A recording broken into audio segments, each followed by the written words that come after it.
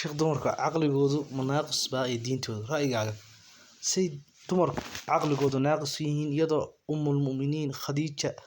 ay ahayd tii diinta dhamaystirtay nabiga sallallahu alayhi wasallam waa tii ugu horeysay rumaysay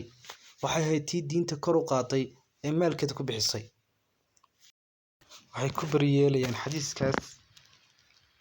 anu ma qaadanaya xadiiskaas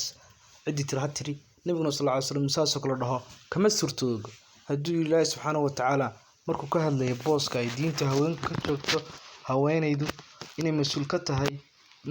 rasuulullaahi subxaanahu wa tacaala suu daraba allahu mathalan liladiina aamanuu imra'ata fircawn wuxuu ilaahay tusaale ugu soo qaatay gabadhii reer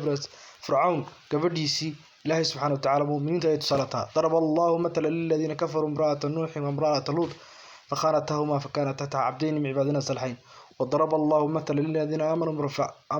امرأة فرعون إذ قالت ربي ابني عندك بيت آياتها صورت في سورة التحريم كجرة وحيث سألوهين إن دمركو أيهين دين تأسل كيدي يكون هجاتية ومرو دمركو ومريها الظاهر إلهي سبحانه وتعالى ثيابك في الظهر